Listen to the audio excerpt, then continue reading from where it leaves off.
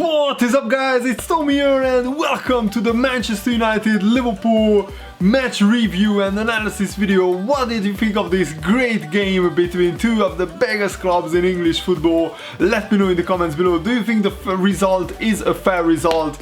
In the end, maybe it is, but I felt that Liverpool could have scored the second goal on the counter-attack before Manchester United equalized, and I think Mignolet made incredibly big saves, but also De Gea made some big saves, so both teams could have scored a lot more goals. It was a very entertaining, very open game, much better game than the first one at Anfield between these two sides, where Man United basically parked the bus with 9 players, and yeah, Liverpool were not at full strength, so we should take that into consideration.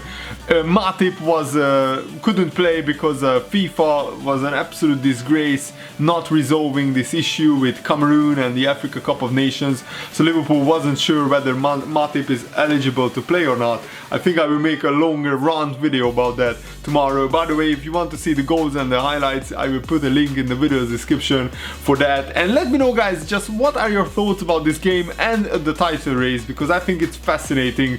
Liverpool missed another big chance to get closer to Chelsea and also to put one over Manchester United, because I felt that Liverpool were the better side, slightly the better side in this game. We had more shots on target than this one. We had 7 shots blocked by Manchester United, and we also had more corners in this game. So I think Liverpool should have won this game, in all honesty. The first half, both teams had chances. Mignolet made a couple of huge saves, especially the Ibrahimovic free kick from 18 yards. But by the way, Pogba should have been sent off, and Valencia should have been, Rooney should have been sent off as well. It's just an absolute disgrace how the referees don't spot these horrendous tackles on Liverpool players. In my opinion, that's really tough to take. And yeah, Pogba dabs inside the box, handles the ball, which is just hilarious, and Liverpool get a Stonewall penalty.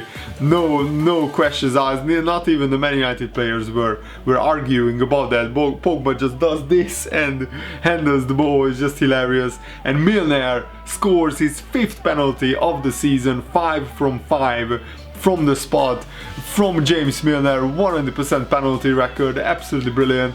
And Liverpool were well worth the lead. Yes, Man United had some chances where Mignolet made a couple of really good saves. Pogba scuffed the shot wide, and Mkhitaryan had a one-on-one where Mignolet made a pretty routine save, and also Pogba had a couple of shots from distance, which was well wide. But yeah, Mignolet, I think, played really well, and Liverpool's defense held firm. I felt that we really missed Mane's pace and trickery, and when Coutinho came on, Liverpool looked a lot more creative and a lot more dangerous. I thought that Firmino worked his socks off today, so hats off to Firmino. His work rate is always exceptional, and we just needed a little bit of composure and quality in front of the box, in front of the Man United box, to seal the game. But of course, it's very hard to beat De Gea, who is one of the best goalkeepers in the world. But Wijnaldum and Firmino had some chances to finish this game off, and I think that's where Liverpool really should be quite angry with themselves, because Wijnaldum had a free header in the box where Emre Can crosses the ball up. By the way, Liverpool, with their high pressing, really unsettled Manchester United. They couldn't build their attacks properly, and they resorted sometimes to long balls to Ibrahimovic or Fellaini, and Liverpool did that brilliant. And Liverpool, like 3 or 4 times, we got the ball back high up the pitch, and there were a couple of instances where 4 Liverpool players were attacking 3 defenders, and we should have made more of these chances, because if we score one of them, it's 2-0, game over, and then the Ibrahimovic goal doesn't mean anything.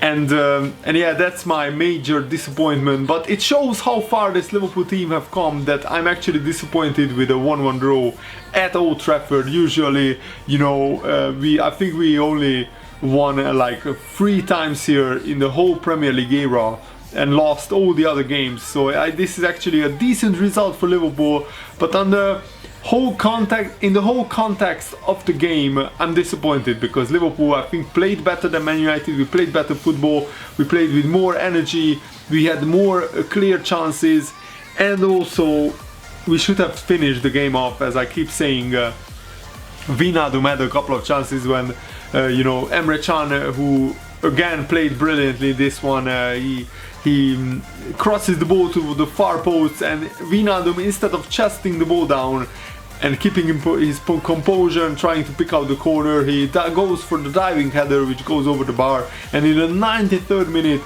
after Ibrahimovic equalized, Wijnaldum could have won the game, but his shot was straight at there. And yeah, the goal came after offside, and I have to comment on the referee after he gave the penalty for Liverpool, which was a Stonewall penalty in my opinion. I felt that he tried to compensate throughout the rest of the game. He gave a couple of you know, dodgy free kicks to Man United, and also a couple of really harsh things went unpunished.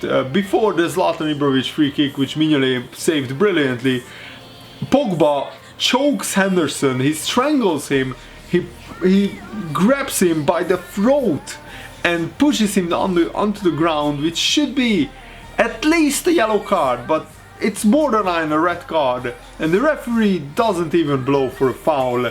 Instead he gives a free kick to Man United, which Ibra shoots brilliantly, Mignolet saves it. That was the first instance when the referee, I think, made a really bad call. And the second one, where Rooney goes in, studs up on Milner, it could have been a serious injury. Rooney looked really remorseful and apologetic to Wayne Rooney after that tackle. Rooney knew that it was a bad tackle, and the referee doesn't give anything. It should have been a red card in my opinion, but at least yellow. So that was really annoying, but in the end it could have changed the result.